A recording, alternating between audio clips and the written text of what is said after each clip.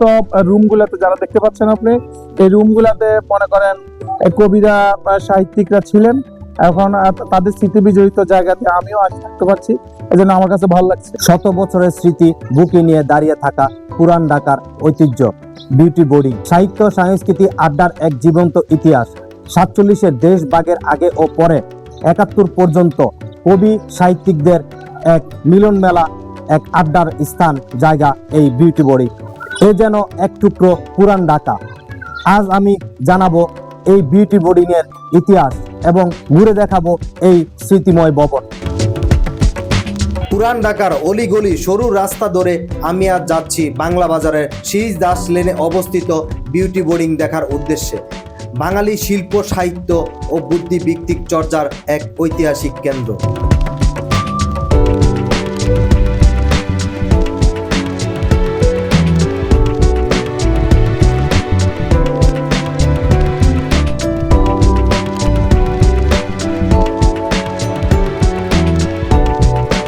Beauty boarding এর বাহিরে রয়েছে বিশাল এক গেট, যা আপনারা এখন দেখছেন।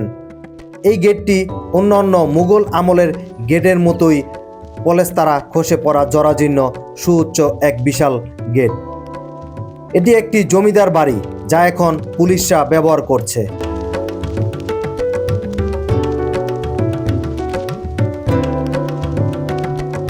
পুরান ঢাকার বিউটি বোর্ডিংয়ে প্রবেশ মানেই যেন সময়ের উল্টো পথে হাঁটা।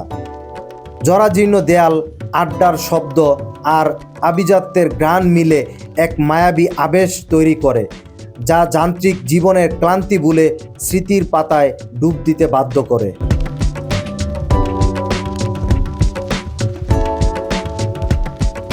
নলিনী মোহনের বড় মেয়ে বিউটির নামে এর নামকরণ করা হয় বিউটি বোর্ডিং।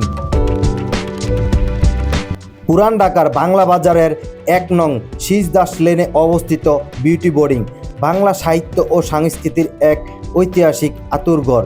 1949 সালে প্রহ্লাদ চন্দ্র সাহা ও নলিনী মোহন শাহ এটি প্রতিষ্ঠিত করেন। এটি কবি, সাহিত্যিক, চলচ্চিত্রকার ও সাংবাদিকদের আড্ডার কেন্দ্রবিন্দু এবং বাঙালি সংস্কৃতির অন্যতম আকরস্থান হিসেবে পরিচিত। 1947 সালে দেশভাগের পর জমিদার সুধীর চন্দ্র দাসের এই ভবনটিতে সোনার বাংলা পত্রিকা অফিস ছিল, যা পরে স্থানান্তরিত হয়।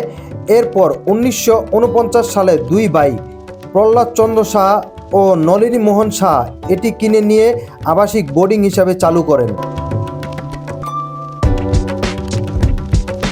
50-এর দশক থেকে কবি শামসুর রহমান, সৈয়দ শামসুল হক, কবি নির্মলেন্দু গুণ, চিত্রশিল্পী কাইয়ুম চৌধুরী, সমরজিৎ রায় চৌধুরী, চলচ্চিত্রকার জহির রায়হান সহ তৎকালীন সময়ের প্রখ্যাত কবি, সাহিত্যিক, সাংবাদিক ও বুদ্ধিজীবীরা এখানে নিয়মিত আড্ডা দিতেন। 40-এর দশকে প্রখ্যাত এই আড্ডাস্থলে কবি, সাহিত্যিক ও রাজনৈতিক ব্যক্তিদের সাথে নেতাজি সুভাষচন্দ্র বসু এখানে এসেছেন, এখানে সময় কাটিয়েছেন।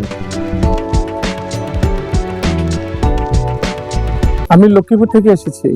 বাংলাদেশের বিউটি বোর্ডিং, যেটা ঢাকা অবস্থিত, এই বিউটি বোর্ডিং এ অনেক কবি, সাহিত্যিক, শিল্পী, সংস্কৃতিসেবী, সাহিত্যবোদ্ধা এবং বাংলাদেশের রাজনীতিকেরও অনেক নেতা নেত্রী এখানে এসেছেন, রাত্রি যাপন করেছেন। তাদের সেই স্মৃতি বিজড়িত বিউটি বোর্ডিং যদিও এখনো কালের গহ্বরে এটা শতবর্ষ উদযাপন করেছে এবং এখানে এই সেই তার স্মৃতি অক্ষুণ্ণ রেখে সেই পুরনো ঐতিহ্যই ধরে রেখেছে। এজন্য আমি যতবারে ঢাকায় আসি, যদিও আমার কাজকর্ম শাহবাগ থাকে কিংবা ফার্মগেট এলাকায় থাকে, আমি কষ্ট করে বিউটি বোর্ডিং এ আসি, এখন এখানে রাত্রি যাপন করি। এই সমস্ত রুমগুলোতে যারা দেখতে পাচ্ছেন আপনি, এই রুমগুলোতে মনে করেন কবিরা সাহিত্যিকরা ছিলেন। এখন তাদের স্মৃতি বিজড়িত জায়গাতে আমিও আজ থাকতে পারছি, এজন্য আমার কাছে ভালো লাগছে।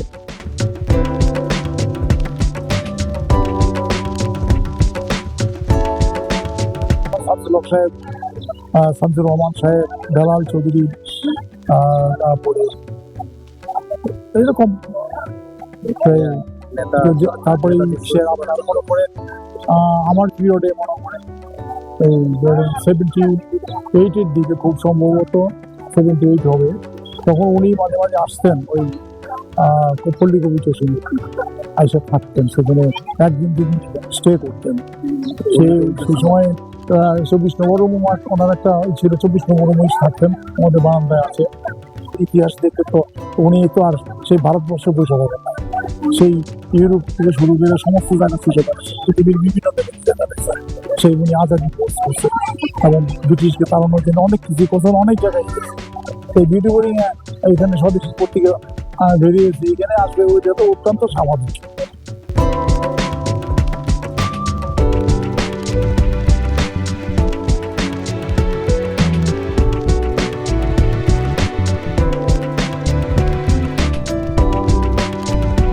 টেবিলটাকে দেখতেছেন, এটা 26 নম্বর দেখা যাচ্ছে, কিন্তু এটা আগে এটা 24 নম্বর ছিল আর কি। এটার মধ্যে এসে মাঝে মাঝে আপনার পল্লী হ্যাঁ, এটা তখন 24 নম্বর।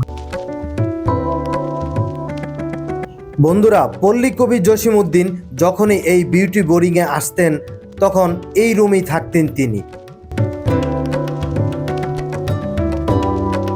ইটের খাঁজে জমে থাকা অবিনশ্বর ইতিহাস, দেয়ালের প্রতিটি ফাটল জানায় ঐতিহ্যের আড্ডাঘর চিরকাল এই বিউটি বোর্ডিং। 50 ও 60-এর দশকে ঢাকা বিশ্ববিদ্যালয়ের শিল্পী, কবি ও সাহিত্যিকদের আড্ডার মূল কেন্দ্র।